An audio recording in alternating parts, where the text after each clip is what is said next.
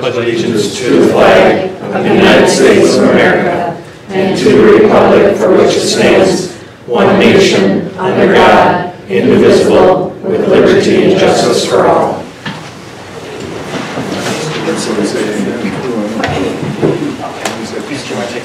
Roll call. Basting. Here. Bush. Here. Chambers. Here. Dahl. Here. Dunn. Yes. Lindsay. Here. Steffes. Here. Recognitions, Dave, you want to start with? Yep. So Mr. Robinson, the advisor, and Danny Pitts are both here. I'll turn it over to Mr. Robinson. Well, again, thank you for inviting us here to recognize Danny's accomplishments. He'll be competing at the State FFA Convention in extemporaneous speaking. In order to get there, he had to be in the top 2 at the district, and then he had to win the sectional. And so now we had the sectional here a couple weeks back, and he won that, was able to qualify to move on to state. And the next step is to be the champion of state and be able to go on to nationals. So we hope that he can be our 24th national qualifier. He was part of the last group that qualified on the livestock team, so he's also a national qualifier for audio management.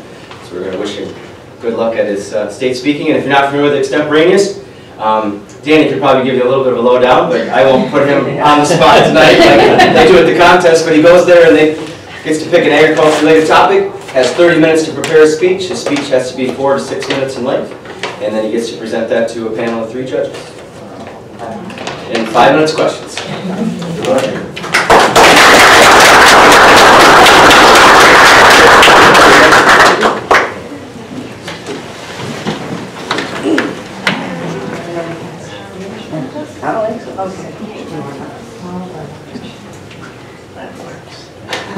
Bring it back.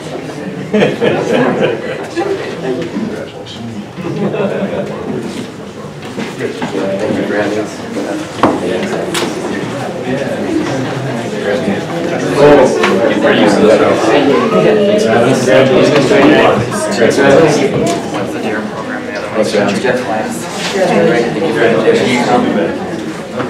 I see here.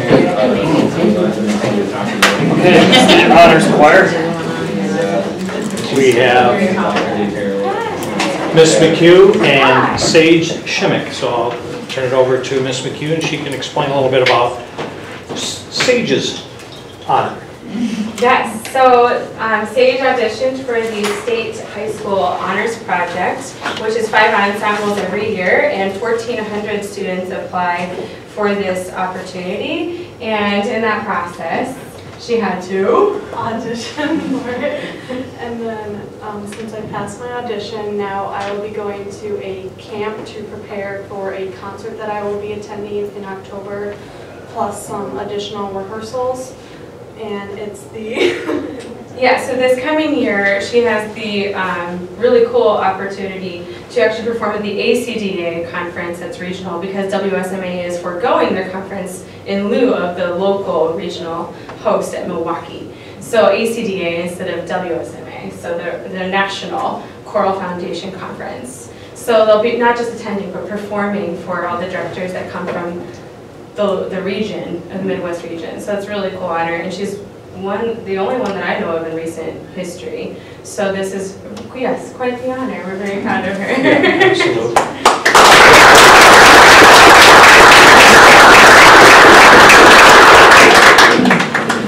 You pick one side and I'll go the other. Thanks. Okay, thank you. All right. Congratulations. Thank you. Thanks. Hey, good to see you. I'll see you tomorrow, the second hour. Thank you. Thanks so much. Oh, we're excited. You too? Yeah. Thanks so much.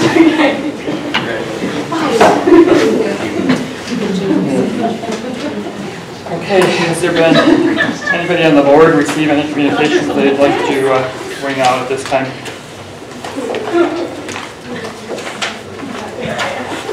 Okay, we'll move on to citizens communications. Anybody sign up, Joelle? No. Anybody in the audience have any comments? Okay, we're going to move on. Approval of the minutes. Have a motion, please. Motion. Thank you. Second. Any comments or questions? Anyone from the ad hoc committee want to give highlights on how that meeting with FEH went? It went well. Everything was civil, it was short, and basically, Kevin didn't really talk, did he? I mean, we just kind of went around and told him concerns and things, and he was very pleasant, and we just kind of met in the middle. We all left the room as friends. Yeah. It's good. Nice job. It's good. And at a fair price, I thought. Yeah, that's what I mean, yeah. Good job, you guys. Yeah, great. Want to call a question, please? Dunn. Yes. Lindsay. Yes. Stefas. Yes. Bush. Yes. Chambers. Yes. Dahl. Yes. Basky. Yes. Items for information discussion, draft dog therapy policy. Okay, so in your board packet, you should have received a copy of policy. There were several that were researched and edited to fit what we believe is our situation. We didn't want to reinvent the wheel either by creating one from scratch. So we have taken one from a district that, again, has had a policy in place when it came to therapy dogs. It's pretty straightforward. I've asked, Julie Pompos is here, I asked her to take a look at it as well.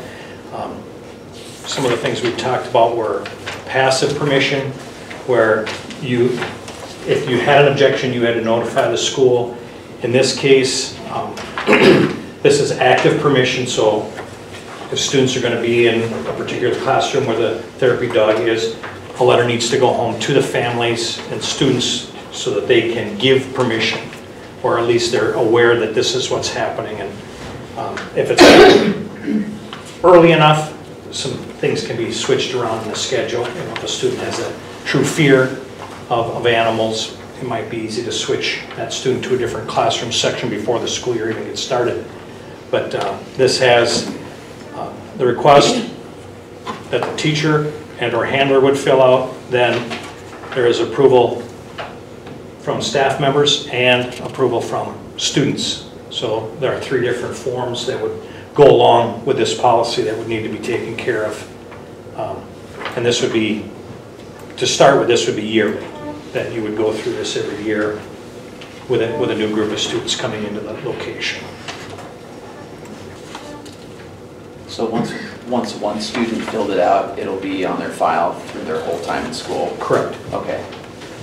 Do they have the ability to change it if they see a need? I would say yes. I mean, if a student all of a sudden it's determined that they're allergic, you know, we would certainly give them that opportunity to make changes to their form. But this dog would stay in a particular grade level. Ms. Pompos? What we're thinking about doing to expedite the process so no one has to handle a ton of paperwork is make it part of the registration process, the electronic registration. So it's just another form that they can't get through without answering. And they can do that anytime or call me or whomever and update that or make changes. That sounds smart. Rich, do you not dissect at the middle school level anymore? Paul, can you tell me, it's been a while since I've been in Mr. VG's classroom. Does he do dissections anymore? Yes. Okay. We'll want to strike that last line then. Okay. Well, I was lucky enough to run into Mrs.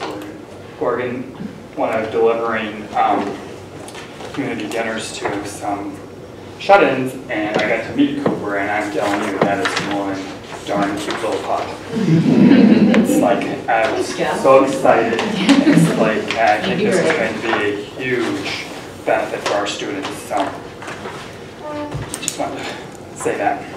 You want me to strike it or add middle school to that? Well, it says it's limited to students at the high school. Right, so if they have dissections in middle school, Limited science, to middle school. middle school and high school. Okay.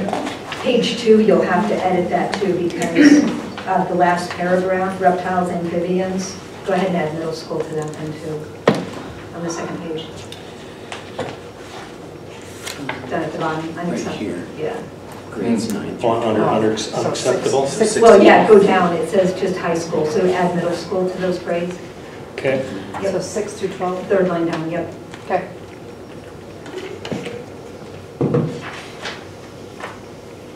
Okay, this is just first reading, right? Yes. Okay, anybody else have any comments? I think it's a great idea, Jeff. I would rather in front of our insurance company. I have, but I've spoken to our EMC, John Gibson, our insurance rep. Okay, let's move on to the results of the election and referendum canvass. So after canvassing the results, it was identical to what was called in to me the night of the election. So you have 547 yes, 1181 no, or a 32 to 68% difference. And then school board candidates,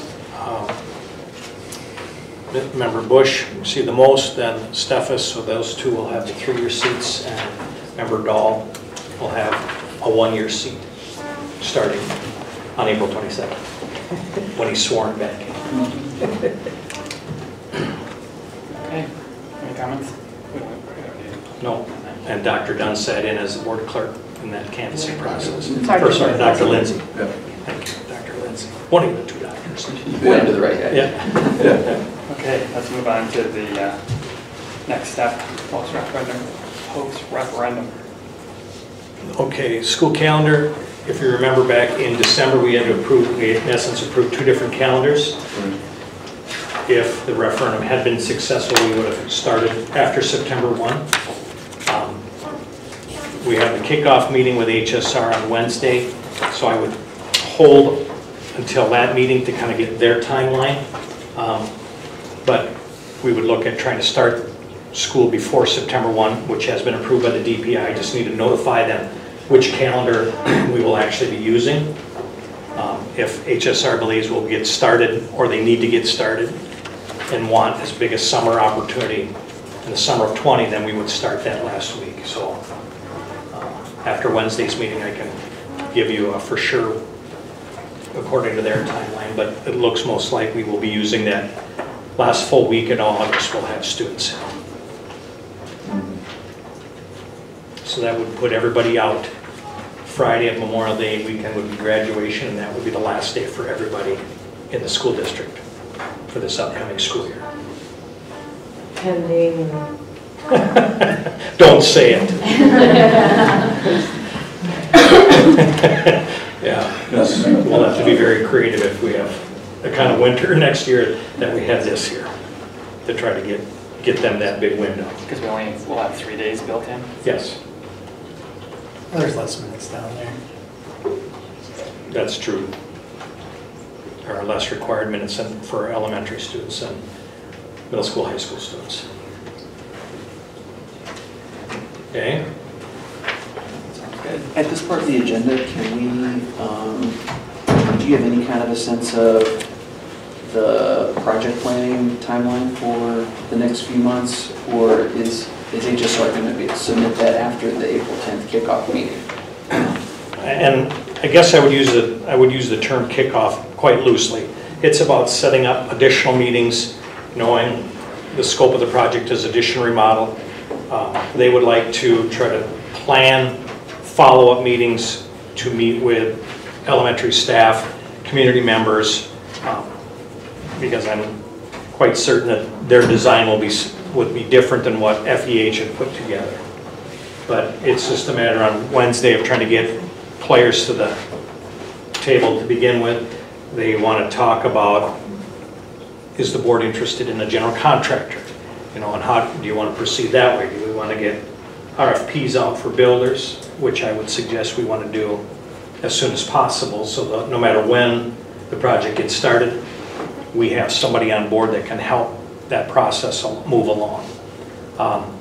So again, if anybody on the board can be here to kind of share your thoughts, Wednesday morning, 9 o'clock, it'll be up here, simply because it isn't the sit down and pick brains kind of a meeting that they'll have in the future.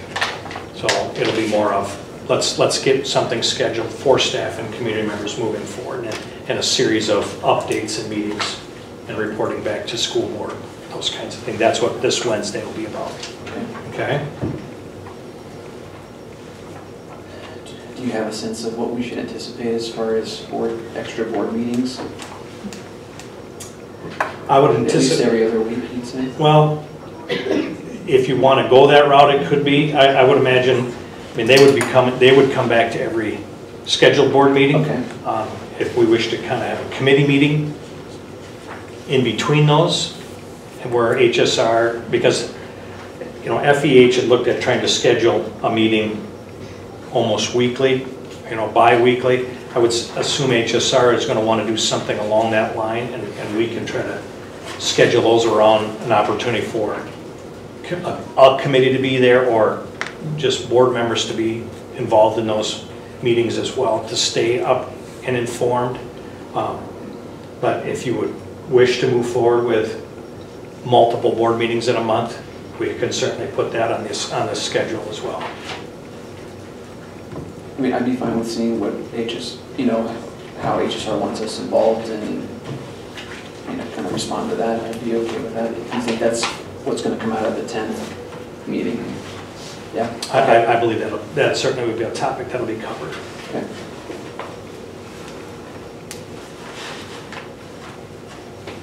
Okay.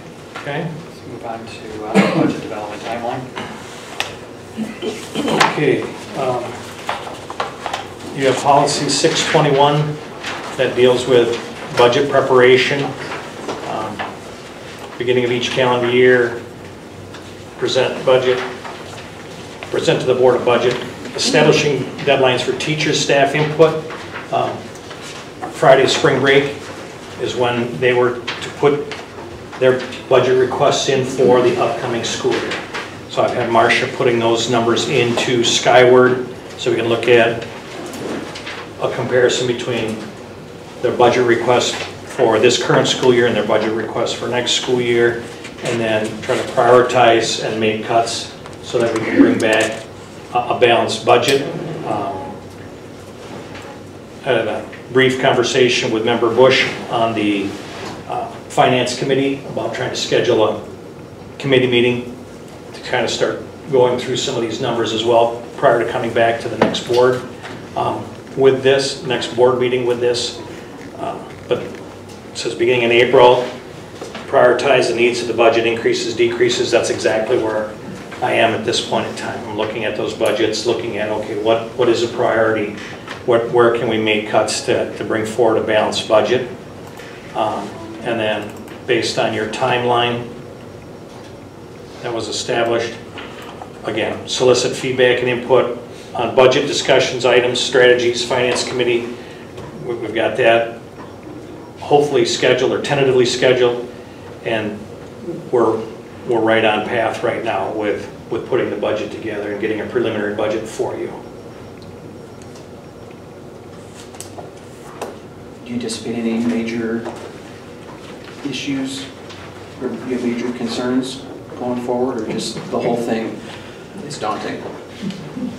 It is daunting. I did share in an email with the staff, with all staff, a reminder that the size of the budget cuts we had coming into this year, and not to look at the operating referendum as hallelujah, we're okay, and said please try to keep your budget requests in line this year with what you had last year, knowing so teachers being teachers, there's a lot of people I need to have conversations with to get the budget back to being balanced.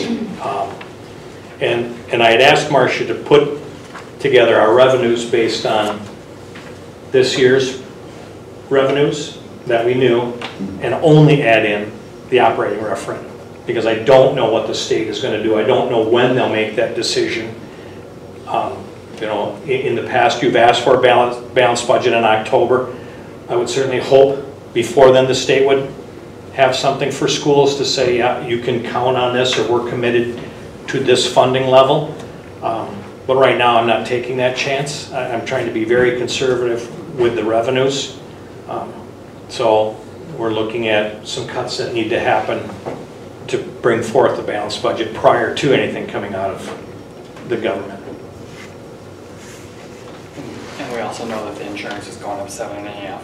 The 7.9% is the current increase. I don't know if we can negotiate that down a little bit. The district has been at a 0% increase for several years, which is unheard of.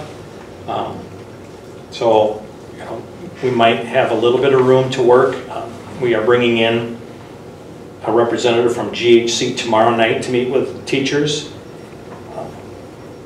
kind of get an idea what they might be able to provide and what kind of a cost would be associated with their package, and can it be apples to apples? Can we get something that helps save the district a little bit of money?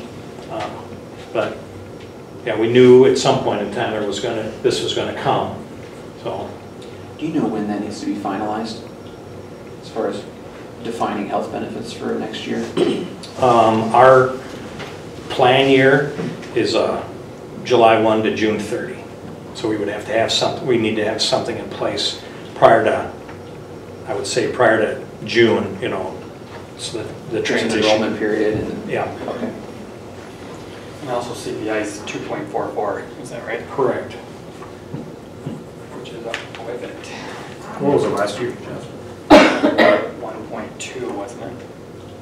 Does anybody remember? I think it was about 1.2. I think it was over 2 last year. 2.14?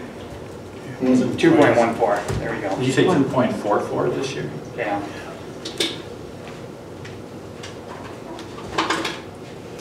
You got that from Sheena? Correct. We got that from Sheena Lewis. Does anybody know of any known conflicts May 8th? It'll be a month from today until Wednesday.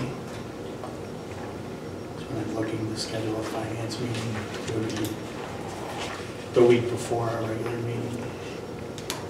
Because usually when we see the first budget, there's hours worth of questions. When last year we had one prior to the May meeting, and it probably cut 2 hours out of the May meeting where we have a bunch of organizational stuff to decide also. They have a lot of contracts and things to approve at the May meeting, so. Does anybody have any? Don't let that stop you. Okay, let's set the May 8th at 6:30. So during that meeting, Andy, you're talking about approving contracts? We wouldn't approve any, Not on May 8th, you would look at the budget. but we would know what's coming at us for approval on the following Monday. It'd be our first look at what the numbers are. As in the past, salary and benefits usually are tackled first in the budget process. Are you going to do the same thing, and try to get that nailed down? Yeah. Okay. Because we'll want to have contracts out to employees by, in May. June 1st is the deadline, right? I'd like to have them back before the teachers leave. So I don't know that there's a deadline that we have to have them out to the teachers, but I usually have May 15th as the deadline to have them back in our hands. I think May 24th is, it got late last year, so May 24th was the date that we had back last year.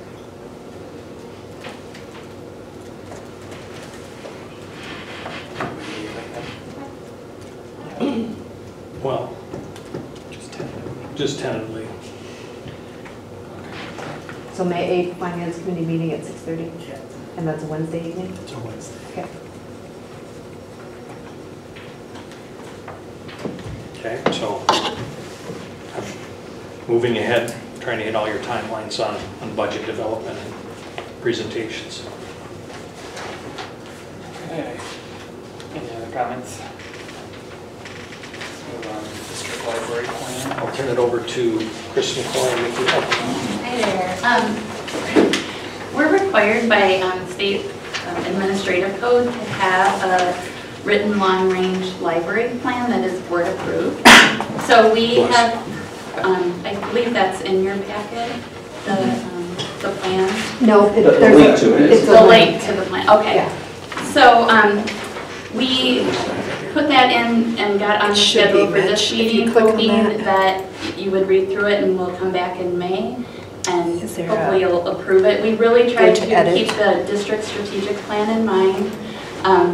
Integrating, the first component is integrating the Wisconsin Information and Technology Standards, which we consider our standards, but they're to be integrated within all of the classroom curriculum. So it's not a separate, but so that's the first point. And then the second was ongoing collection analysis, really looking to improve average age and the diversity of our collections.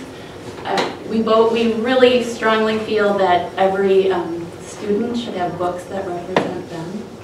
And also another issue in our region where we live is seeing people that look different than us also, because we have a lot of sameness here. And so, anything you want to In our last one, we just took a look at policies that have to do with library media and selection, and we just wrote those down, and we understand that you make those changes, but we would like to offer some recommendations or some ideas through what we learned in the library and technology field and work with the policy committee, just to review those to see if they need to be updated.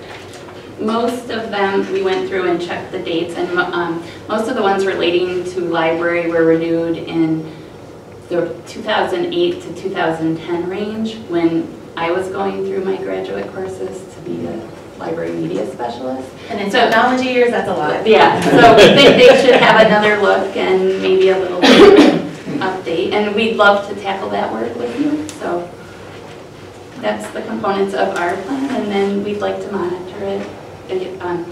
In May, we plan to hopefully have a few minutes to kind of give you an overview of the state of our libraries and some of the exciting things going on. And then we do that annually and let you know the status of the plan. Any questions? Or? Okay. Ever hear the chair of the policy committee, so you might want to look at it. Okay. At some point in scheduling a meeting and just kind of reviewing some of this, So would that be something Chris would come to then? Yes, Chris and Mickey would certainly come to it and help make recommendations. Okay? So you can pick a date and a time, and then you can call her. Yeah. Budget update. Okay, so looking at, again, our budget in the past through March, in 2018 in March, at this point in time, we expended about 61% of the budget. And if you look at this year, we're about 62.5%. Again, we've kind of been right in that 1 to 2% difference from last year to this year. So I think that is a good sign that we're not expending more money, we're not ahead of schedule. So I think it bodes well for us as a district that things are going in the right direction and continue to go in the right direction. Any questions?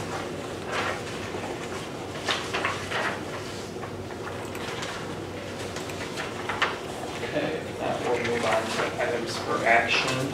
Approval of the SWEEP contracts. For those of you that don't know, SWEEP is an organization that we belong to. At the top of the contract, it lists the member schools, so we're one of those members. There's a lot of bulk purchasing that can go into place, whether it's paper towels and supplies for maintenance staff, or it's equipment that we couldn't afford to purchase on our own, but as a consortium of school districts, we're able to pool our money, purchase it. The maintenance is taken care of kind of in that same way. That money is pooled together. There are monthly meetings that Roger usually attends to get updates, and they make decisions on what equipment needs to be maintained, replaced, updated. So in essence, it's a huge cost savings for our district, and it provides us opportunities for things we couldn't afford on our own. and member schools are very good about sharing things. Probably a couple of the biggest pieces of equipment are, aerators and seeders and things like that we use on our baseball field, football field, and around the buildings. We would never be able to afford that piece of equipment on our own, so it's a yearly agreement. It's something that we would recommend that we continue to do. It's one of those 6630s intergovernment agreements, so I would recommend that we approve the sweep contracts and continue to stay a member of that organization. I'll make that motion to continue the sweep program. Second. Thank you. Actually, I did have somebody call me on this and wanted to know if any of the cleaning items that we presently use, are they all natural or organic? And I said I had no idea, but I would ask. And frankly, if we're not, I think it's something that maybe we should actually look into unless somebody would object to that. Our cleaning, I mean, I'm sure they're a little pricier, but because we're buying in such quantity, hopefully we can find something competitive. I will ask Roger because he'd be able to give me the answer to that. I usually see Roger about every other day. Okay. All right, we have a motion and a second. Is there any other questions or comments? I just have a comment on that. Do you mean environmentally acceptable, or do you truly mean organic? Because that's a whole different category. Yeah, I'm not sure if this lady, I asked her, actually, she said she's into this kind of stuff, and I said, well, give me some names of items or so forth. I just think anytime we can do away with some chemicals on around the students, it would be better. But I think around all of us would be better. But what I'm getting is that the state, goes through and puts out their sheet of, biohazards and so forth, and categorizes them. So I just wondered, you want us to look through all those and see if they can be made organic, or that's what I just. That's a good question. Maybe we should start by just seeing what we currently use and how toxic it is. Right. And then maybe we could explore alternatives and cost options. I forget, what's that sheet called, Aaron? You probably know. MSDI. That's it, yeah, because you get that, sheets and you can look through and see what we got. And Roger gets all of those for everything that is used in the building, so. I just think it's something that we could take a look at. Yeah, okay. We may not make any changes, but we'll certainly ask. For avoiding the chemicals. The question I had, I just couldn't get a firm grip on how much we pay into this contract every year. Percentage. It looked like 100, in the point it says 100. I'm assuming we pay more than $100.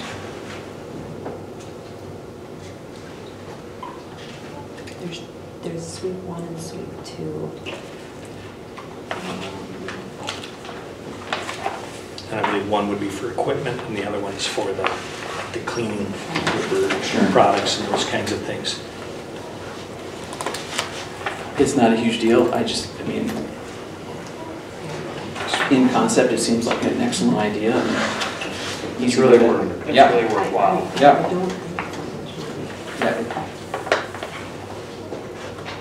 Usually they get together and decide if there's a piece of equipment that they need. Yeah. Correct, yeah, it is a group decision. And it's budgeted over several years. It's not. I mean, it looked like $100 per school, but it seems like not very much, but. Well, and I think some of the other costs are shared, so it might just be $100 to belong to SWEEP. Okay. But then some of the other costs are shared as well throughout the districts.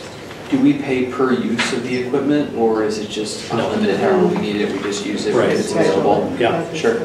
Yeah, you just schedule and we'll go pick it. Sometimes the school district will be like, well, yeah, we've got it loaded, we'll just bring it to yours, and then you take it to the next place.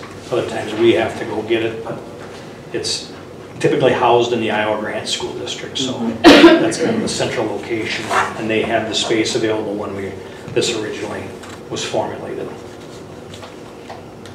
Thank you. Yep. Any other questions or thoughts?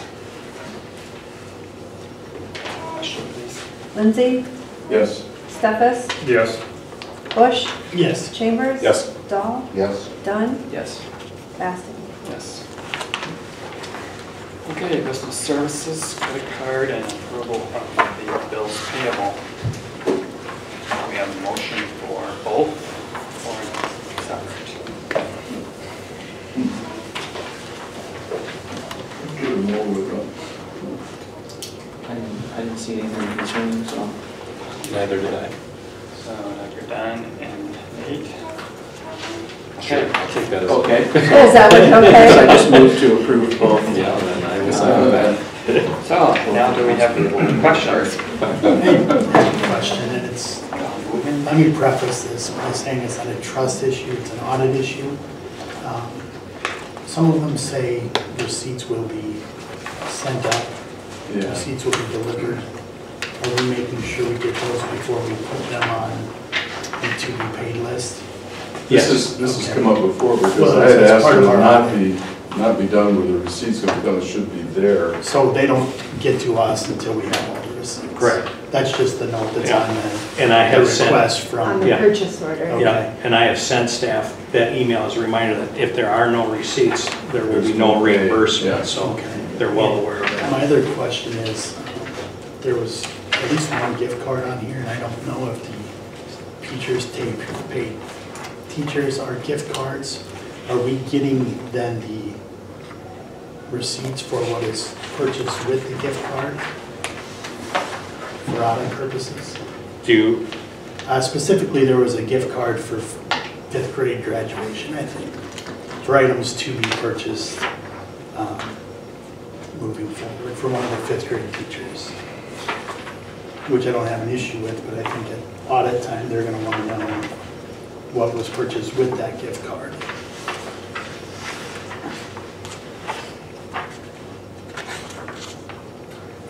I don't know for sure. I think what it might be though is the accompanist was a gift or volunteering. It was an actual gift. Oh, it's giving you It's the an card, so actual you're gift, buying yeah. this card. The notes made it look like it was for items to be purchased. I couldn't say that for sure, but I know they bought a gift card for. Okay. and I did run across the one that I believe you're referencing, and my assumption would be that I would ask for the receipts for this, but my assumption is that it was a Walmart gift card Okay. that they would use then, Okay. instead of taking like a district credit card or something else that they would use. So I would ask for receipts for this.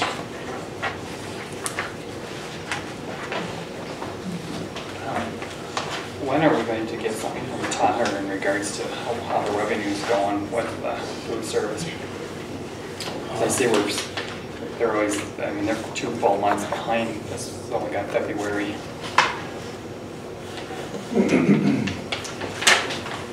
So I'd like to know how that program's running. I can ask them to come to the May meeting and share Or they that. just give you the revenue things, we don't need them to count. Okay, I will ask. Unless somebody else wants them.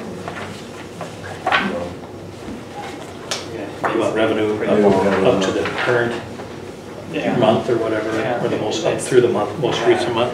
Nice to know what that department's looking like. Okay, so we have a motion and a second. Anybody have any other questions? Okay, let's call a question. Dunn, Yes. Lindsay, Yes. Stefas, Yes. Bush, Yes. Chambers. Yes. Dahl, Yes. Basting. Abstain. Okay. Do we want to go into closed session or should we go over our meeting dates before? We're going to leave that for the end. Our next meeting is the 22nd for oath of office. Yeah. It's May 13th, so, okay. Well, Is we're there- defining this meeting now on the 8th. 8th, sorry. Is everyone able to make 5 o'clock on the 22nd? Well, that'd be tough for you, but Lisa Boyson from Baird can be here to discuss some of the financing components for the 11.92. I'll be within a few minutes. Okay. I was going to say, don't 11:15 or We'll 5. Sarah will release You're talking about Monday at 5 o'clock the 22nd? Correct. Probably.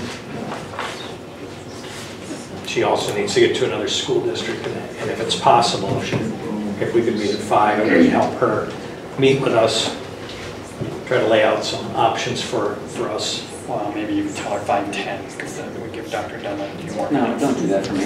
I mean, I don't have to be here for you to start the meeting. No, it's fine. You might miss something that you should hear. Okay. I'll be there. All right. All right. Our motion to go into closed session. I'll make a motion to go into closed session. Do we have a second? And roll. Second. Lindsay? Yes. Stefas? Yes. Bush? Yes. Chambers? Yes. Dahl? Yes. Bass, or excuse me, Dunn? Yes. Bass. Yes.